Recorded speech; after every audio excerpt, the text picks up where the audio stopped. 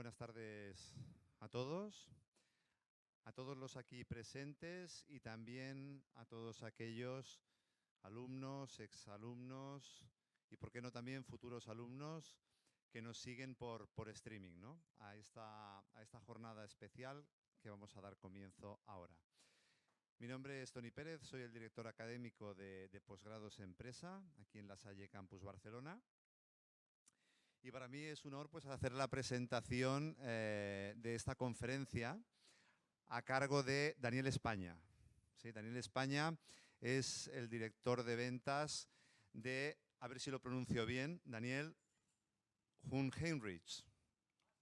Bueno, luego si acaso lo arreglas cuando salgas. Eso es. Arreglas mi mala pronunciación. Yo ahora os enseño. Que me decía Concha, la coordinadora del máster en dirección logística, que significa en alemán joven Enrique. Eso es. ¿Sí? Bueno, pues esto sí que lo he pronunciado mejor. Muy bien. ¿Vale? La empresa es una empresa multinacional de origen alemán, una empresa puntera en temas de logística, en infraestructura para almacenaje y automatización de los mismos. Y Daniel, pues, es una persona que lleva trabajando en esta empresa durante 15 años, por la que ha pasado por diferentes roles y cargos en la misma, y actualmente pues trabaja en ventas y en marketing.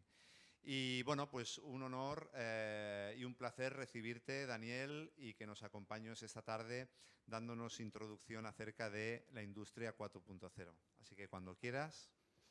Muchas gracias, Toni. Gracias. No, yo tengo el micro. Bueno, pues entonces me gustaría empezar haciéndolo fácil, ¿no? Y vamos a ver cómo se pronuncia Jungheinrich. Yo cuando entré en la empresa, los que no somos germanoparlantes, ¿no? Es muy complicado, ¿no? Porque hay un acento. Y entonces el truco que me dieron es, bueno, si significa joven Enrique, ¿cómo lo dirías en inglés, no? Y en inglés, ¿qué diríamos? John Henry. Entonces, si lo decimos rápido, John Henry, pues ya está. Ya sabemos pronunciar Jungheinrich. Bueno, como ahora ya nos conocemos y ya sabemos pronunciar Jungheinrich, me gustaría avanzar en esta conferencia. Hoy estoy muy contento de poder hacerlo aquí en La Salle, con todos vosotros, porque creo que tenemos mucho que decir y enseñaros de cómo una empresa que está liderando todo su sector de B2B en cuanto a supply chains, estamos abordando pues, los grandes retos que tenemos en el futuro. Bien, el primer es nuestro principal claim. We are the intralogistic pioneers. Este claim, que es muy acertado, no es simplemente un eslogan de marketing. Esto es nuestro ADN. Nosotros somos una empresa que llevamos en el mercado 70 años. Y desde entonces nuestra principal preocupación siempre ha sido avanzarnos a lo que nuestros clientes van a necesitar. Y el mercado durante muchos años ha sido un mercado de alguna manera maduro, ¿no? Si hacemos una analogía con las televisiones, pues digamos que durante más de 50 años teníamos televisiones de tubo, la gente más joven igual ni las ha conocido, y luego nacieron los LCD y cambiaron mucho, ¿no? En la intralogística, que es toda la logística de almacén, también ha pasado esto. Y nuestra principal preocupación siempre ha sido cómo puedo mejorar la eficiencia de mi almacén y cómo puedo ayudar a mi cliente a conseguir sus objetivos económicos en ese aspecto.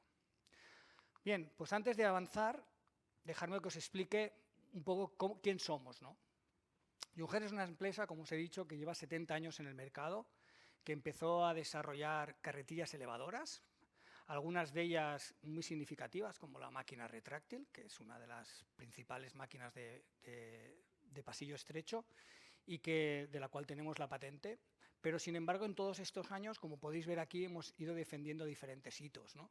Y eso nos ha permitido seguir siendo, a día de hoy, el tercer fabricante mundial y el segundo a nivel europeo.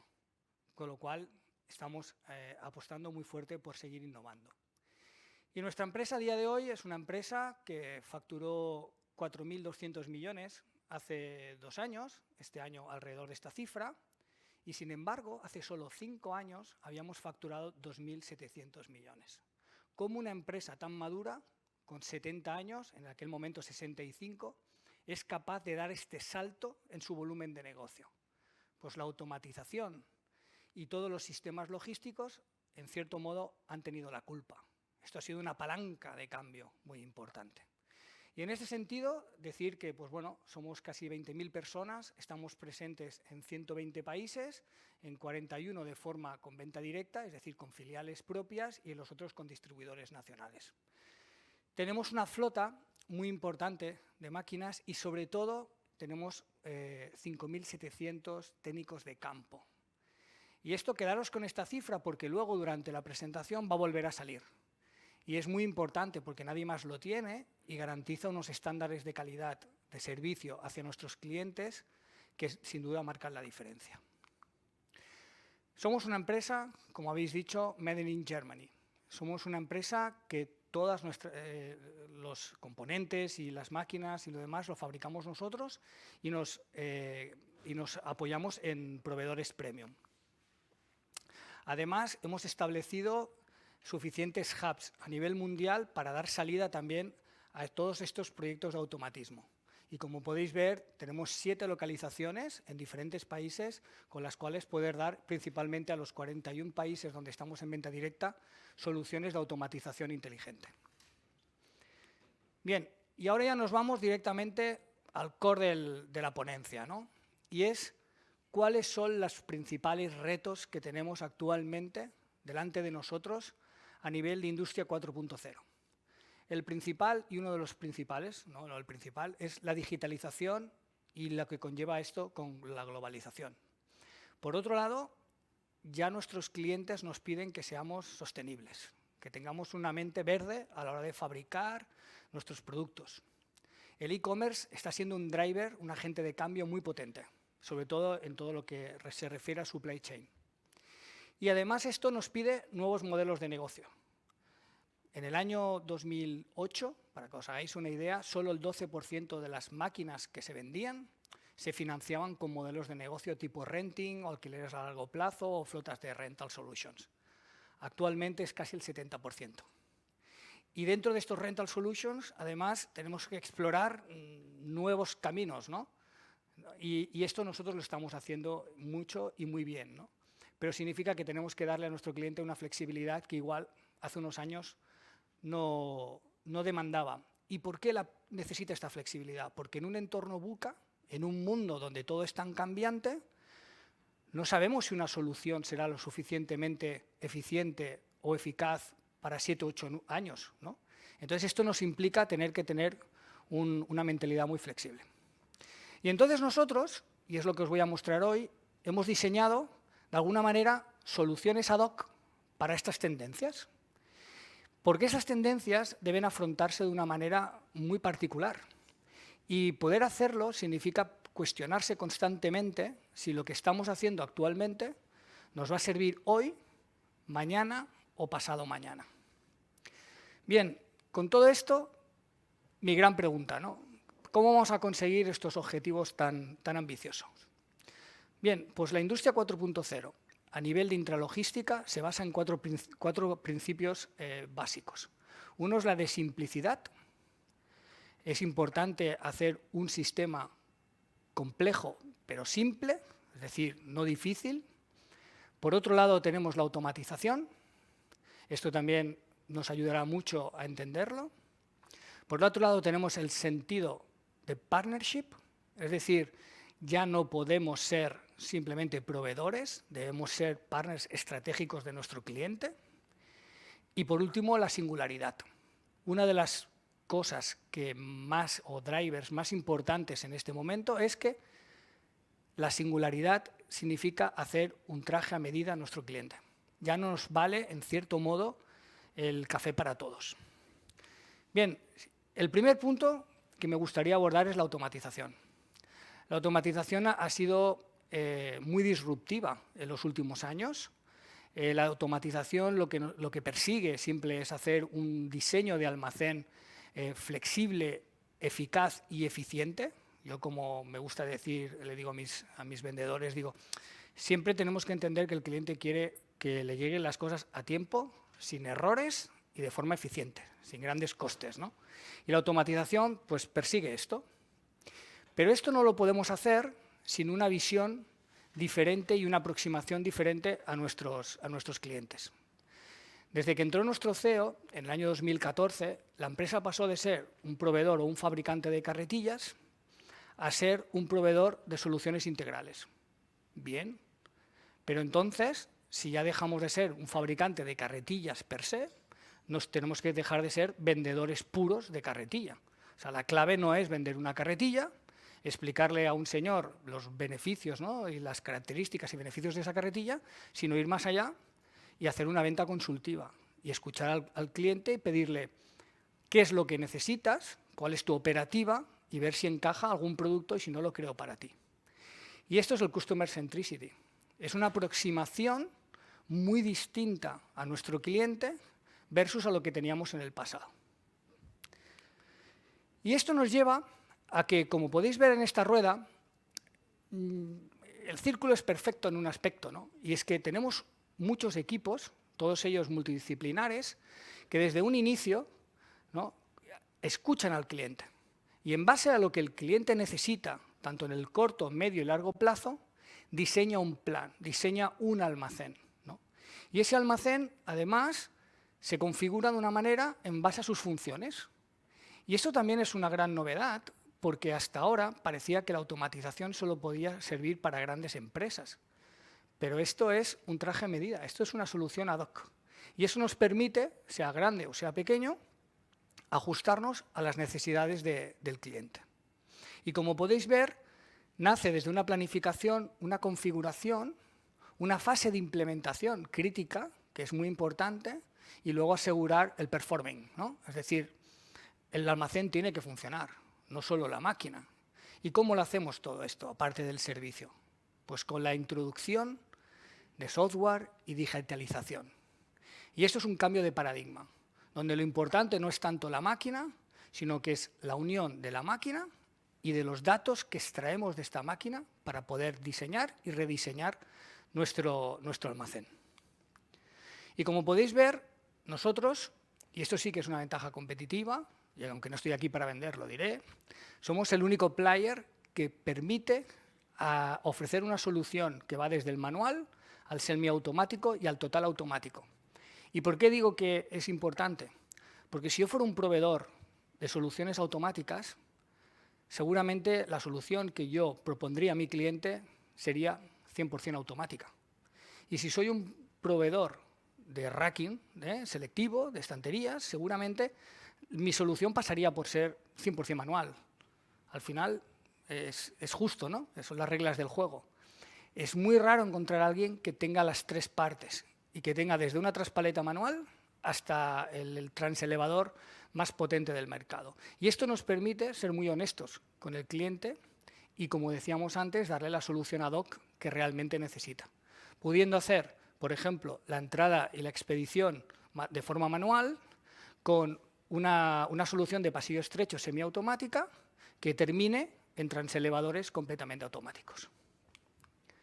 Y esto es el punto que nos lleva a ver cómo ha evolucionado este mercado y cómo ha evolucionado esta tecnología. Pasamos de una solución que a día de hoy manual, tenéis que pensar que el 90% de las soluciones que a día de hoy se venden siguen siendo manuales o semiautomáticas, y pasamos a convertir todas estas máquinas a una solución automática. Y estas máquinas ya no llevan operario, estas máquinas van solitas, ¿no?, a través de su configuración, y lo que hacen es darnos una visión completamente diferente de la gestión del almacén. Entonces, llegamos al punto de cómo podemos afrontar toda esa automatización. Y aquí vemos diferentes elementos que nos configuran un almacenaje. Pasamos del rack selectivo a un rack de palets, a un rack de pequeñas cargas, de mini loads, con transelevadores. Tenemos la posibilidad de utilizar máquinas semiautomáticas, y todo esto nos da un abanico muy grande, y aquí el reto es ver qué encaja esto con lo que el cliente en ese momento necesita. Ni más ni menos. Si no necesita un Ferrari, no le vendamos un Ferrari, pero a lo mejor un Twingo, que ahora está muy de moda, se queda corto. Con lo cual tenemos, pero a lo mejor hay una operativa que necesita un Twingo, y a lo mejor hay otra operativa que necesita, lógicamente, un Ferrari. Y aquí entramos en uno de los puntos más críticos de esta presentación. Y quiero hablaros de los mobile robots. Los mobile robots es el presente y futuro ya de la intralogística. ¿Y por qué os lo digo esto? Porque esto conlleva un cambio de paradigma total. Estamos hablando de que en un almacén todo sea automático y que utilicemos, por ejemplo, una MR, que es esta especie de cuadradito, ¿no?, para llevar una mercancía hasta un pasillo estrecho, que allí una máquina, por ejemplo, una trilateral que os decía antes, la pinche, todo automática, la lleve, haga la preparación, la suba al racking o incluso en un transelevador. Esto es el cambio más radical que existe en la astrologística a día de hoy. Hace solo 2 años, yo participo en muchos congresos, os podéis imaginar, no se hablaba de esto. El año pasado, Jung Heinrich compró la empresa Arculus, que es un fabricante precisamente de estos y pionero en esto. Y ya hemos hecho el primer almacén para 17.000 metros cuadrados en Holanda, en un proveedor de soluciones, ¿no?, también muy vanguardista. Esto es un cambio total, porque significa hablar de robótica en un almacén. Y esto es un cambio de paradigma muy grande. Para todos aquellos que pretendéis o queréis dedicaros o os dedicáis al supply chain, es empezar a abrir la mente a introducir la robótica en los almacenes. O sea, llevamos la automatización un paso más allá. Y estas soluciones que actualmente igual vemos en algunas empresas de automoción, para recambio, para llevar good to person y demás, ahora mismo ya son una realidad que se están implementando en empresas incluso más pequeñas, medianas y pequeñas empresas. Bien, y entonces esto nos lleva, si os habéis fijado, a la electromovilidad, porque todo lo que os he enseñado va con energía eléctrica. Y la electromovilidad hoy en día ya es una tendencia que va más allá del Tesla que podemos ver en la automoción. Fijaros este gráfico, ¿no? Me gusta mucho ponerles gráficos a mi gente, pero sé que cansan. En el año 2006, el volumen de mercado del español de maquinaria de manutención era de 30.000 máquinas y 6.000 de ellas eran máquinas de combustión, eran máquinas térmicas, diésel o de gas. Representaba prácticamente el 21% del mercado. 6 años después, esto ya se había reducido al 9%. Sin embargo, en plena crisis, el mercado era muy pobre.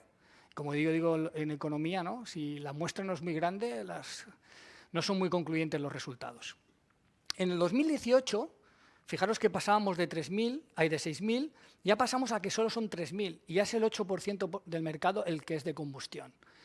Pero este es el año pasado, acabamos en un 24,6 eléctrico, con lo cual la manutención con equipos de combustión interna, o sea, diésel o térmicos, es hoy en día algo residual. Y siempre va a existir un porcentaje, porque hay unas operativas de exterior y demás que no se pueden hacer o no se deben hacer con máquinas eléctricas, ¿no?, o en algunos países donde hay cierta dificultad para la electricidad. Pero en cualquier caso, esto ya es una realidad. O sea, en el mundo de la manutención, en el mundo de la intralogística, ya estamos 100% eléctricos en este aspecto. Y esto nos lleva a pensar de una forma distinta. Y nosotros, por ejemplo, hemos sido el primer fabricante de carretillas que ha empezado a diseñar las carretillas con un concepto de codiseño. Carretillas hechas por y para un entorno eléctrico, intentando mejorar el espacio y pensando mucho en una cosa, en la experiencia del usuario. Y esto, también os digo yo, después de 15 años, es un gran avance. Pensar en la ergonometría, pensar en la sensación que va a tener el carretillero dentro de la carretilla, ¿no?, el darle una estética que sea lo más eficiente posible, esto marca la diferencia. Y para hacer esto hemos pensado en estos 4 topics, ¿no?, que serían, por un lado, lógicamente, el rendimiento.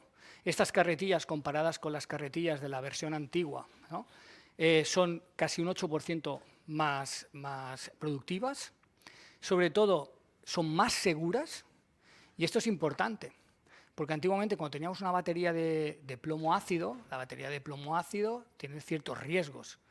Se carga, se descarga, puede generar gases. Ahora tenemos una batería de iones de litio estanca, que no genera gases, que permite el biberonaje, cosa que la anterior no.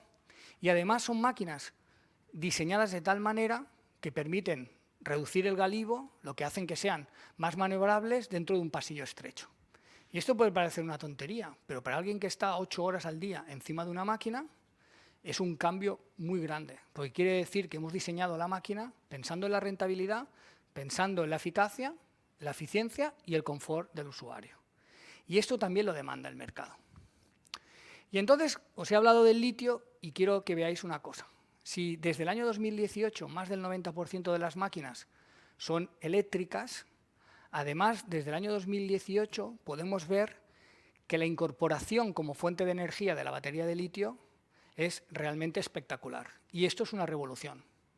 Si salimos a la calle lo vemos con la incorporación de los Tesla y los coches híbridos y demás. Pero en B2B, nosotros fuimos los primeros en poner baterías de litio en una carretilla, fue en el año 2011, y como cualquier cosa que empieza, quizás fuimos demasiado pioneros. O sea, el mercado no estaba preparado para esto. Pero en tan solo 5 años hemos pasado de vender el 19% de las máquinas con baterías de litio a vender el 50%. ¿Y por qué es importante esta cifra del 50% o del 45%? Y es porque cuando en el año 2018 era un 19%, quizás se conseguía llegar a esta cifra gracias a acuerdos que teníamos con multinacionales o con key accounts, ¿no? Con empresas grandes cuentas. Pero cuando ya es el 50% de mercado, el 50% significa que aquí tengo pequeños, medianas empresas, key accounts y también tengo empresas incluso muy pequeñas, ¿no? Detrás de todo esto. Entonces el litio ya no es un elemento disruptivo. El litio ya es una realidad en este aspecto. Entonces, ¿qué nos permite el litio además? Una conectividad y una parte de sostenibilidad.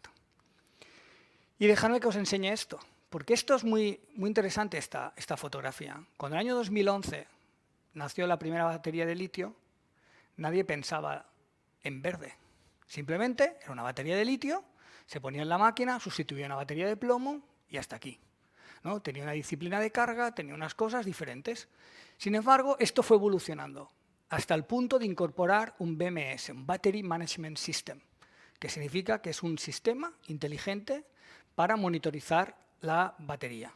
Y eso nos permitía hacer cargas de calidad, potentes, que además nos daban mejor rendimiento. Alargábamos la vida útil de la batería y, sobre todo, si alargamos la vida útil de la batería, también evitamos la reposición y demás, con lo cual también somos mucho más verdes.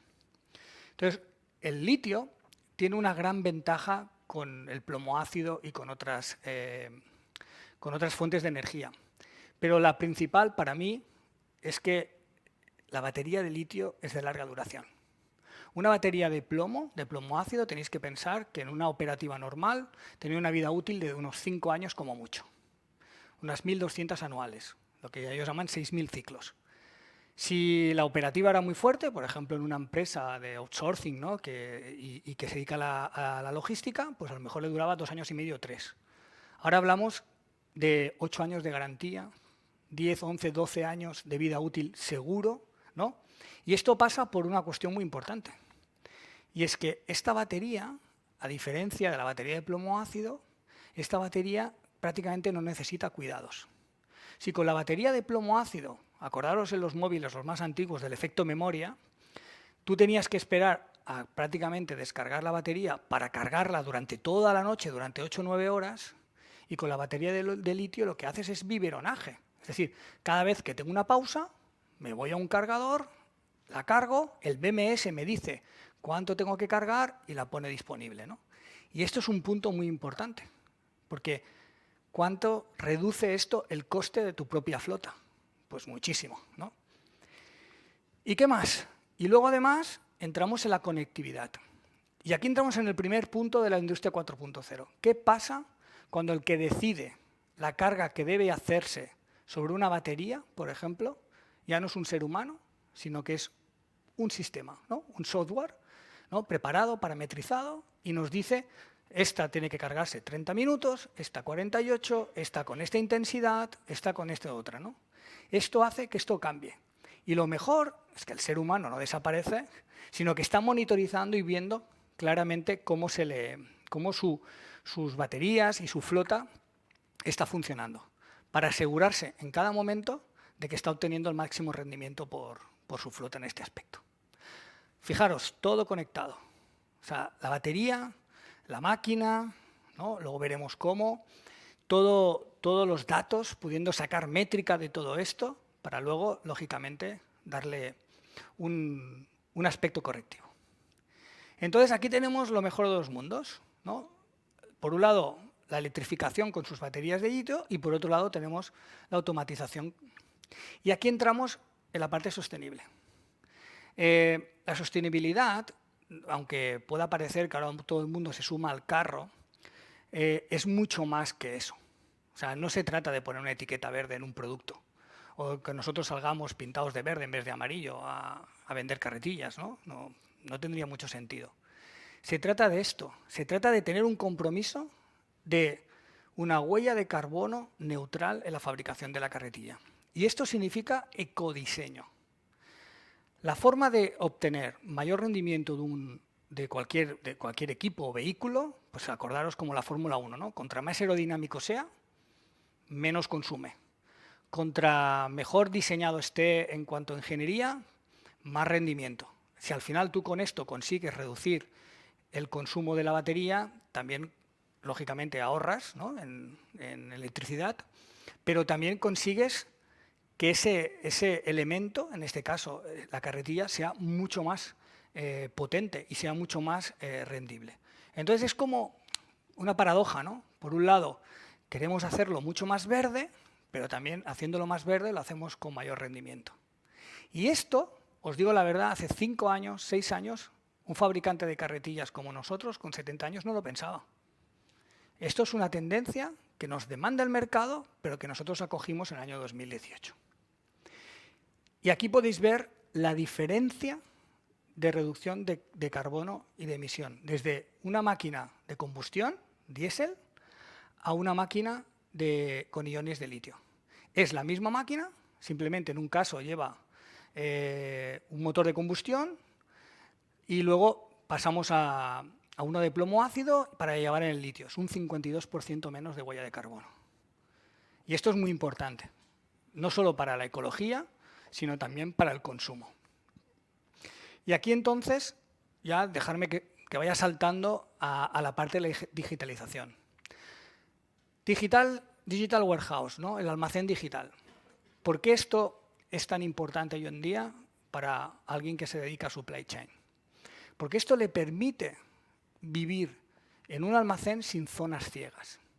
Vamos a dejar de hablar de producto y vamos a hablar un poquito de métrica. Entonces, ¿cuáles son nuestros identificadores, ¿no? Nuestros puntos digitales en un almacén? Pues tenemos muchísimos. Y esto simplemente no voy a entrar al detalle, pero fijaros la cantidad de cosas que podemos obtener, ¿no?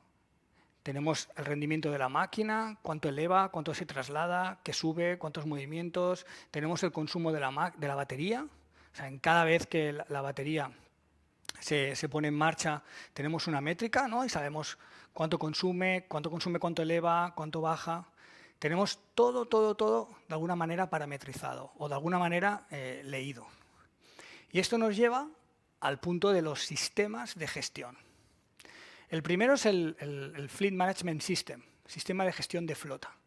El sistema de gestión de flota es la mayor inversión que puede hacer cualquier persona que dirige un almacén. Porque si no tiene un sistema de gestión de flota, va a ir un poco en base a conjeturas. Y va a diseñar un almacén donde en algunos casos tenga máquinas por si acaso, tenga un pico, o diseño un almacén demasiado automatizado cuando igual no lo requiere. Sin embargo, el Fleet Management System le permite saber en todo momento qué rendimiento está dándole la carretilla, dónde está la carretilla, si tiene comportamientos de riesgo la carretilla que puedan afectar a golpes o demás del operario, y al final sacas una métrica. Y esa métrica te convence o no te convence. Y en base a esto, tú reduces, amplías tu flota o cambias unas máquinas por otra o mejoras. Esto nos permite unir el producto con la digitalización, es decir, con los sistemas. Y esto es un gran avance en el sentido de que podemos diseñar nuestros almacenes y podemos contrastar lo que hemos diseñado con la realidad. Y pasamos ya a la parte del management, el warehouse system. Los sistemas de gestión de almacén son súper críticos a día de hoy. Pensar una cosa, en el pasado, y no hace tantos años, los centros de distribución eran algo desordenado. Es decir, se hacían de alguna manera pensando en la estructura del pasado, con el background, pero no se tenía en cuenta o era muy difícil extrapolar al futuro.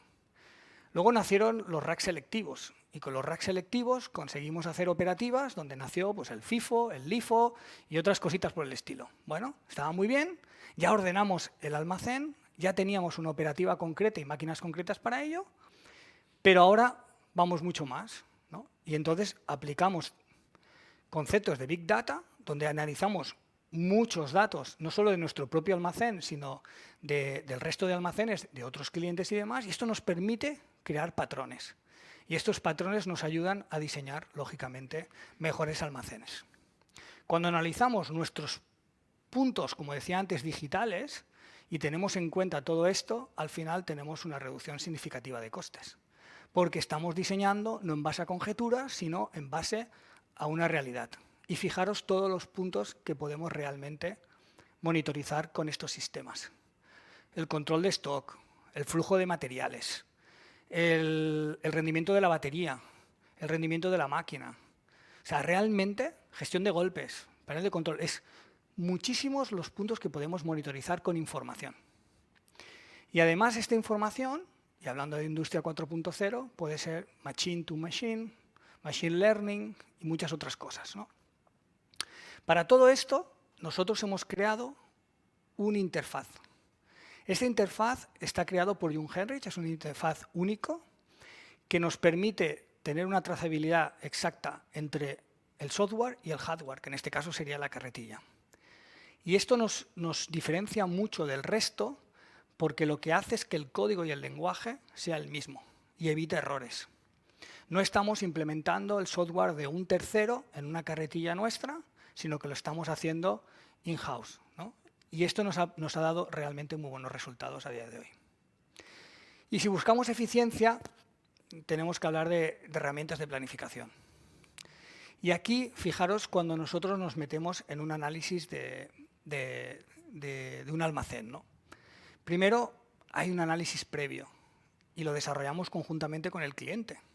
El cliente tiene que decirnos el resultado de lo que espera, ¿no? Yo me dedico al e-commerce, yo tengo tantas mercancías que me llegan a tantas horas, tengo unos picos de estrés, tengo que cargar, tal. Todo esto al final constituye una demanda y esta demanda se debe configurar. Luego hay que diseñar ese almacén, como os decía antes, con un criterio pragmático, con un criterio que puede ir desde lo manual a lo automático y luego todo esto además tenemos que asegurarnos que lo medimos y de ahí vienen los sistemas de gestión que os he comentado antes. Al final, ¿cómo lo implementamos?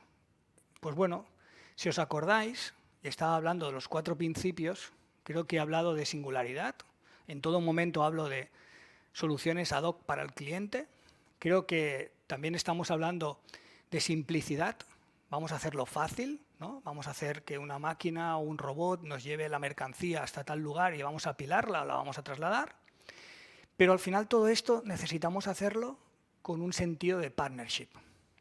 Porque os voy a decir una frase que es a veces aterradora a nivel de una empresa, pero es cuando te casas con la automatización lo haces para toda la vida.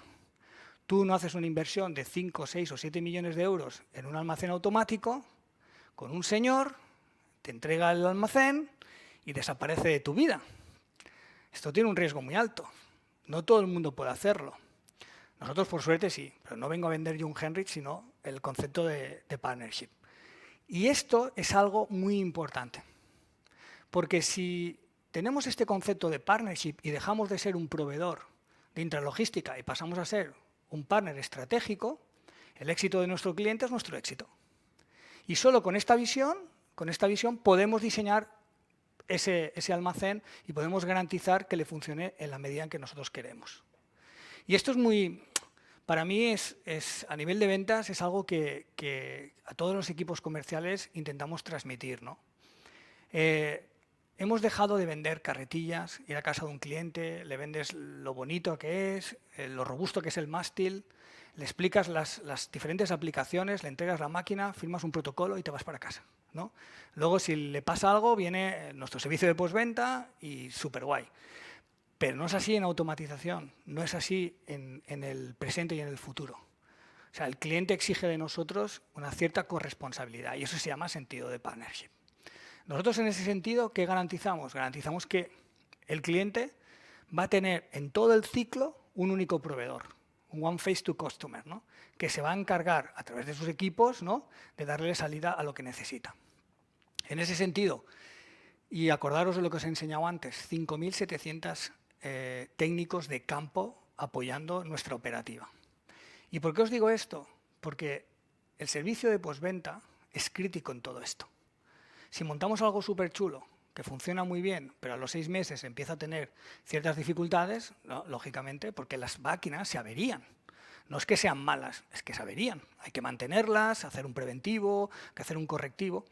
¿Qué pasaría si yo soy el señor, ahora me lo invento, Nestlé, y tengo en Ginebra un automático con John Henrich y donde tengo unos estándares de calidad, y luego viene ese mismo señor Nestlé que tiene una empresa en Andalucía y monta otro automático y resulta que los técnicos de Andalucía son mejores que los de Suiza? Pues el señor de Suiza se va a quejar, ¿no? Porque lo que espera de su partner es que lógicamente tenga un estándar de calidad. Y cuando vende soluciones integrales y globales, y acordaros antes que una de las tendencias era la globalización, no te puedes permitir tener servicios particulares y locales, ¿no? Tienes que tener una ambición de hacerlo a nivel global. Y finalmente, ¿y por qué os enseño esto de la Financial Services? Y es que financiar un proyecto de 7, 8, 9 millones no sale gratis. Hay que buscar financiación, a veces externa, a veces tiras de fondos propios de la compañía, pero nosotros podemos también, gracias a nuestro músculo financiero, apoyar a nuestro partner también en esto. Y esto, en el fondo, cierra el ciclo de todo lo que acabamos de ver. Porque si diseñamos la máquina perfecta, con la energía perfecta, con el criterio de almacenaje adecuado y con una sostenibilidad y demás, pero al final nos queda esta pata un poco coja, difícilmente podamos abordar un futuro en automatización y deberemos seguir con manual o con cualquier otra cosa. Entonces, el partnership es muy importante. Bien, y entonces me gustaría terminar, y así no os aburro más en esto, a mí me encanta hablar de esto, podría estar horas, lógicamente, es mi pasión, y es recordaros que la intralogística 4.0 simplemente da respuesta a la industria 4.0. Y esto significa la unión de la información, el software, con el material, o en este caso las carretillas o los almacenes. Ya no podemos dividirlo, forman un todo. Para poder conseguir almacenes inteligentes necesitamos información. Y debemos gestionar nuestros almacenes con Data Driven Leadership, es decir, tomando los datos, usándolos bien y apoyándonos también en todas las herramientas digitales que tenemos a día de hoy. Es un cambio de mentalidad muy potente. Significa pasar de alguna manera algo que conocemos, maduro, que ha funcionado igual durante 65 años, y dar un salto de fe, a veces, para incorporar elementos y dinámicas completamente disruptivas. Vosotros que sois las nuevas generaciones, en muchos casos, yo os invito a no tener miedo, a explorar todo este mundo, el mundo de la industria 4.0, porque luego vendrá la 5 y la 6, pero hay que empezar por algo. Y esta industria 4.0 significa que tenemos que empezar a sentirnos cómodos con el Internet de las cosas, con el Big Data, con el Machine to Learning, con el Learning Machine y con todas estas palabras que aportan mucho, mucho valor a nuestro día a día y que no solo están en un PowerPoint, sino que las podemos luego hacer realidad en un almacén. Y el almacén es un elemento crítico en la cadena de suministro. Y el almacén no va a desaparecer. Mientras tengamos bienes y no podamos hacer como en Star Trek, vamos a tener que almacenarlos, vamos a tener que expedirlos, vamos a tener que hacerlos en forma. Y tenemos que estar abiertos. Tenemos que estar abiertos a todo lo que os acabo de contar, porque en cierto modo es presente, si está aquí, pero será en los próximos años, y estoy convencido que de una forma muy exponencial, una realidad. Estoy convencido que a partir del año 25-26, lo que ahora nos parece una gran novedad, estará instalado, como os he podido enseñar con el litio, ¿no? Así que por mi parte, muchísimas gracias por darme la oportunidad de hablar de lo mío, de lo que a mí me gusta. Y bueno, estoy abierto a cualquier pregunta, duda que tengáis y espero poder responderos. Gracias.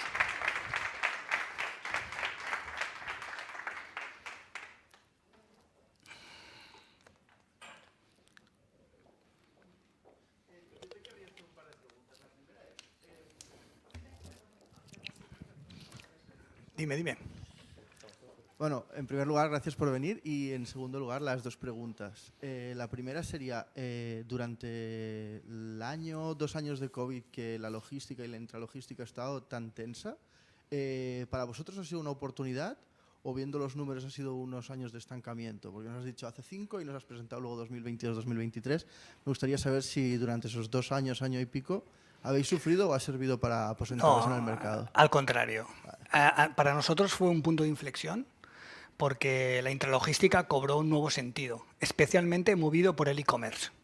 O sea, las empresas de e-commerce tipo Amazon, ¿no? Fueron gas a fondo, apretaron el acelerador y eso nos llevó a nosotros a también seguir creciendo en ese sentido. Por suerte ya estábamos bastante avanzados, ¿no? Y eso nos ha permitido, por ejemplo, en sistemas logísticos, pasar de 3,5 millones en el año 2019 a 18 este año. Y es un impulso, es una palanca de cambio que en el fondo una parte, ¿no?, canibaliza la parte manual, pero la otra parte, lógicamente, va en esa línea. De hecho, en el año 2020 fue el año de mayor beneficio para la compañía. Vale, y la segunda pregunta va un poco en relación a esto. Entre el almacén que tenéis más automatizado y el menos automatizado, ¿los niveles de eficiencia son parecidos o va en decremento para los más manuales y mejor servicio para los automatizados? Y la última pregunta es, cuando pasa esto, ¿tú crees que los niveles de eficiencia o de mejor servicio, yo no digo satisfacción del cliente, digo de servicio, ¿crees que van en conjunción de lo que podría ser vuestro servicio o va más en función de las manías y costumbres que tiene un país a la hora de trabajar? Yo creo que, a ver, voy a intentar responder. Es infinitamente más eficiente un almacén automático que uno manual. Todo lo que conlleva manual, hay ciertos riesgos que en el fondo forman parte del ser humano, ¿no? Yo soy humano, me equivoco y no pasa nada, ¿no? El ser humano hace pipí, ¿no? El ser humano se pone enfermo, todo este tipo de cositas. Pero, ¿por qué decía antes que no para todo el mundo la automatización es lo ideal? Depende de qué tipo de estrés tengas de flujos de materiales, cómo tengas que dar tu servicio. A lo mejor hay una empresa pequeña de perfumes, ¿no?, donde tiene un retorno de inversión muy grande y a lo mejor una papelera es diferente, ¿no? Pero, y volviendo a tu pregunta, hay un punto muy importante y al final esto tiene una inversión. La parte económica, ¿no?, el ROI es crítico a la hora de tomar una decisión, ¿no? Entonces, como es crítico, tú puedes hacer una solución manual y semiautomática y automática completamente, ver qué ROI y ver si el payback te va a compensar en el tiempo a corto plazo. Hay soluciones que ahora deben ser manuales por una cuestión de inversión para el empresario, que en 5 años ya no lo será para él, ¿no? Porque también podéis imaginar el coste de las baterías de litio. Hace 7 años, cuando en el mercado había 1000, era uno, cuando en el mercado hay 5000, economía de escala, ¿no?, es otro, ¿no? Y eso va por un poco, creo que no sé si te he respondido a la pregunta. Bueno, era más que nada si realmente estáis notando que en países con mano de obra más intensiva estáis teniendo el mismo efecto que en otros que quizá es menos intensivo. Sí, mira, el 44% de los almacenes que se hacen en Suiza son automáticos. ¿Totalmente, ni una persona? Y en España es un 3,5. Okay. En los lugares, como el Reino Unido, donde el coste del suelo es altísimo, tienes que elevar mucho hacia arriba. Hacia arriba solo llegas con transelevadores. Por consiguiente, tienes que irte a semiautomático y automático. Si tú tienes, le invento, Marruecos, ¿no?, y tienes una campa muy grande, pues a lo mejor no necesitas apilar en altura, puedes hacerlo en el suelo, aunque es menos eficiente y más contaminante. Pero va un poco por ahí. También los costos del personal son importantes.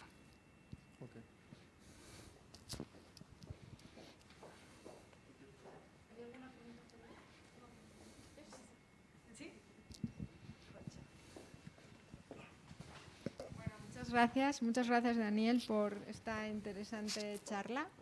Yo quería preguntarte, este almacén, este almacén 4.0, indudablemente necesita un perfil, ¿no?, a la hora de dirigirlo, de trabajar en él, un poco diferente de ese almacén tradicional. ¿Qué competencias, cómo es el perfil del gestor de un almacén de este tipo? Porque aquí hay muchas personas que pueden dedicarse a esto en algún momento. Bueno, como yo soy economista, os diré que tiene que tener una parte de economista, pero no en el sentido de estudio de la economía, sino de la parte de entender que esto funciona por KPIs, ¿no? O sea, hay KPIs de rendimiento y tiene que tener una capacidad analítica muy importante. Y luego debe ser una persona muy flexible y muy adaptable al cambio. Porque lo que le vale para el almacén hoy, quizás de aquí 2 años, no le vale. Entonces tiene que ser una persona con una gran capacidad de adaptación al cambio. Estamos en un entorno VUCA, ¿no? Entonces, la ventaja del almacén automático es que te permite ser muy flexible y modificar las rutinas y las disciplinas de una manera. Entonces tienes que estar muy atento.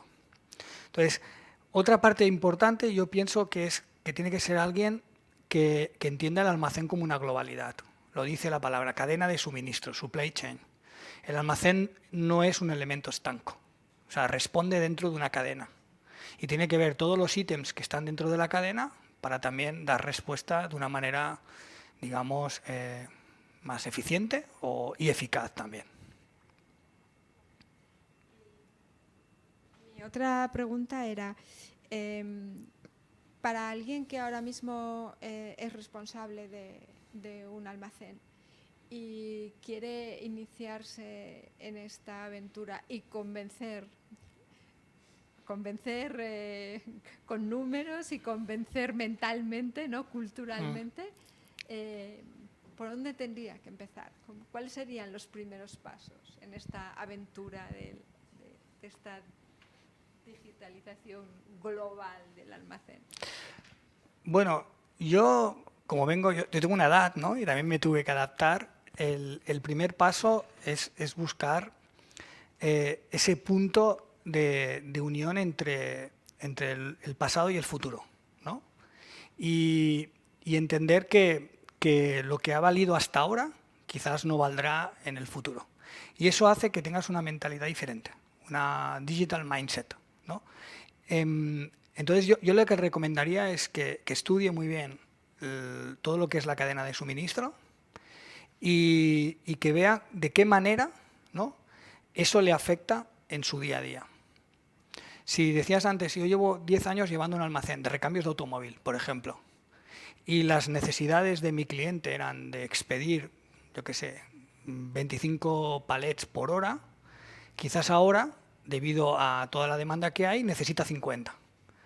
¿Puede hacerlo con el mismo almacén? Puede, dependiendo de los turnos que ha trabajado. Si trabajase un turno más, ¿lo podría hacer? Sí. ¿Qué costes conllevaría tener un turno más con personal, con riesgos y demás? ¿Qué pasaría si automatizo ese almacén? Y hay una parte de los recambios que la hacemos con transelevadores y demás, ¿no? Todo esto creo que te lleva pues, a ese punto de cuestionarte constantemente qué es lo que tienes que hacer en tu cadena de suministros. No sé si te he contestado, pero...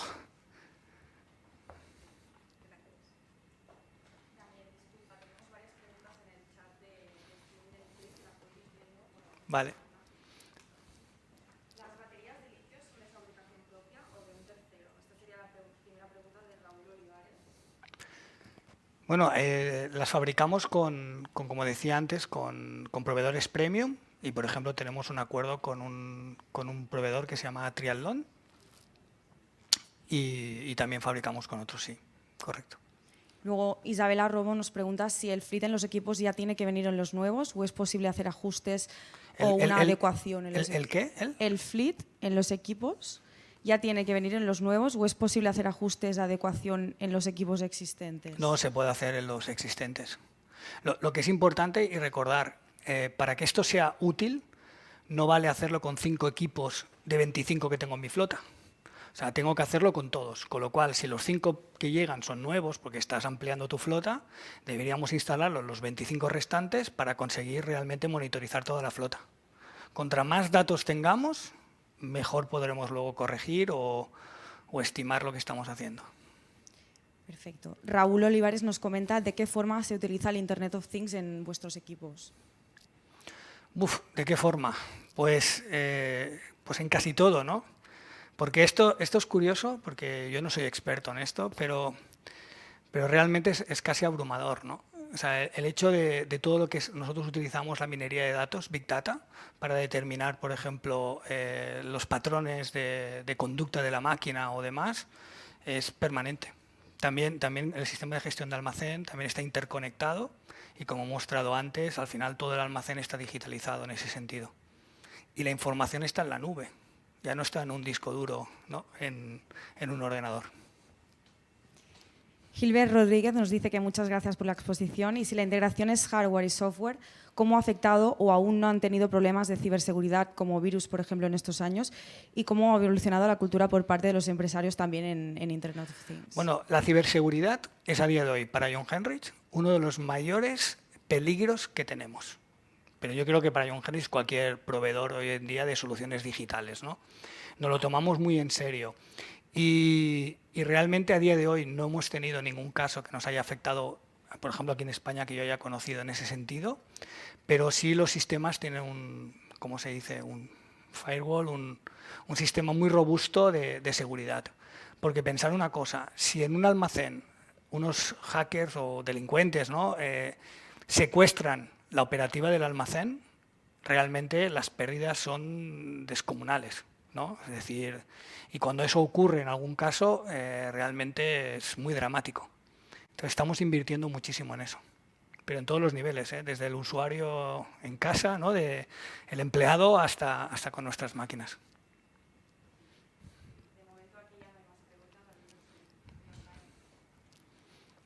¿Alguien se anima con alguna más?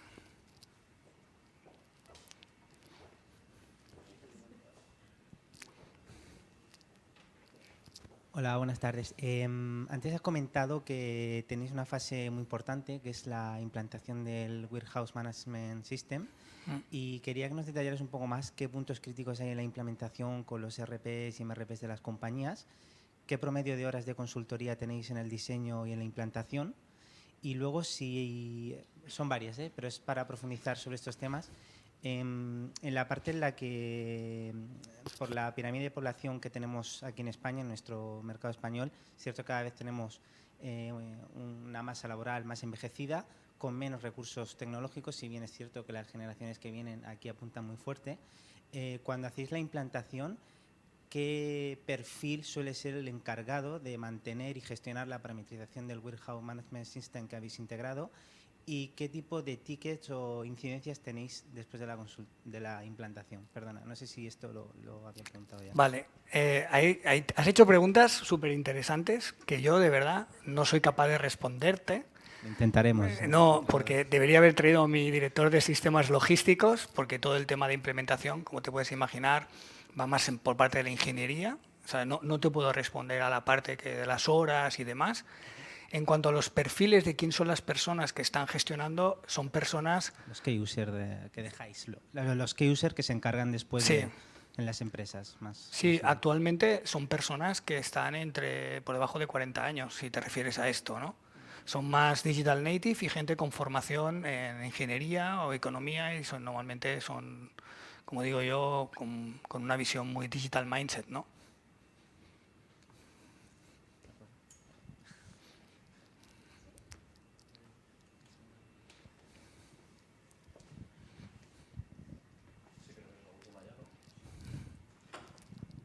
Hemos hablado también durante toda la presentación, ¿no? de cómo en 5 años, sobre todo en el mercado español, ha cambiado el paradigma a efectos de, pues hemos pasado de una venta más manual a automática, hemos hablado de pasar también del diésel al eléctrico. A nivel de empresa y de formación de fuerza de ventas, ¿cómo lo gestionáis? Es decir, ¿cómo se trabaja con una fuerza de ventas o cómo se les forma donde en 5 años ha cambiado tanto el escenario? Bueno, para empezar, el primer cambio que hicimos, esto lo hice yo en 2018, fue segmentar muy bien el mercado. Con lo cual nosotros no tenemos una fuerza de ventas única. Tenemos una fuerza de ventas de Key Account, una de Field para empresas grandes, medianas y pequeñas locales, y luego tenemos para el mercado de las empresas más pequeñas, los atacamos a través de una red de distribuidores y también del e-commerce. Nosotros tenemos nuestra propia web shop, ¿no? Entonces, ¿esto qué hace? Quiere decir que tienes 3 o 4 perfiles de comercial aleccionado, adoctrinado, entrenado para las necesidades de su cliente. Entonces, por ejemplo, todo el equipo de Key Account está muy inmerso desde hace años en la venta consultiva. O sea, sus clientes, como hemos dicho antes, Nestlé, Amazon, Lidl, tal, exigen sus equipos de compras, ¿no? Una profesionalidad y lo que contábamos. Las empresas de Field, que pueden estar en Galicia, en Sevilla o en Teruel, este tipo de empresas, hay diferentes necesidades, ¿no? Y diferentes perfiles. Y entonces ahí es donde nuestro equipo, que también está formado, porque tenéis, no lo he dicho, pero nuestros vendedores, nuestro equipo de ventas vende todos los productos de la compañía o todos los servicios. Eso significa que no tenemos un vendedor para sistemas, un vendedor para máquinas de ocasión, sino que todo lo hacemos en uno, porque queremos tener one face to customer. Y luego él ya se encarga con todos los product managers y demás de dar salida a las necesidades del cliente. Entonces, ¿qué hemos hecho? Segmentar y especializar. Creo que sería la definición. Una última pregunta. Es que quieras. A ver, obviamente creo que lo has dicho muy claro, ¿no? Un partner de estas características es alguien con quien te casas. Sí. Porque no es alguien de quien creo que es más fácil divorciarse en la vida privada que divorciarse de un partner que te está realmente dando este servicio en un almacén. ¿Cómo puede el cliente garantizar la competitividad cuando no tienes esa opción de cambio tan fácil, ¿no? que es una de las opciones en las que realmente pues eso motiva para ser más competitivo? Porque una vez que estás casado... No, realmente es muy buena la pregunta, ¿no? ¿Cómo lo hacemos esto? Pues lo hacemos cuando firmamos un acuerdo marco, establecemos KPIs de rendimiento dentro de ese acuerdo marco. Es decir, si nosotros diseñamos una operativa, esa operativa tiene que dar el rendimiento que hemos pactado, ¿no? Que normalmente va en base a las expectativas del cliente y, si puede ser, superarlas. Lo que te permite el automatismo también es que durante la vida de ese contrato tú puedas cambiar por renovación tecnológica. Muchas veces no será ni el cliente el que promueva ese cambio, serás tú mismo el que realmente haga esto, ¿no? Porque si no, no podrías firmar un contrato de 7 años en los tiempos que corremos si no hubieran estas, entre comillas, salidas hacia adelante, ¿no? Cualquier cliente puede romper este divorcio, ahí puede romper este matrimonio si no se cumple con los KPIs, si las expectativas creadas no se colman y, lógicamente, si no ofrecemos el servicio que se ha pactado, ¿no? Pero te puedo asegurar que en un contrato de un automatismo de más de 50 páginas está todo muy regulado. Los KPIs son realmente uno de los puntos clave. Bueno, pues si no tenemos más preguntas, pues muchísimas gracias por haber compartido esta charla aquí con nosotros. Creo que está muy interesante el conocer todas las posibilidades y hacia dónde va el mundo del almacén, sobre todo para muchos alumnos y exalumnos que están aquí. Y bueno, encantados de haberte tenido y de poder verte en otra ocasión. Para mí ha sido realmente un placer. Es un gusto estar en una institución tan prestigiosa como esta. Y luego para nosotros, de verdad, nos encanta hablar de nuestras cosas, como habéis visto, y estoy convencido que si 2 años volvemos a montar algo así, hablaremos de cosas muy distintas. Seguro que sí. Muchísimas gracias a todos por escucharme.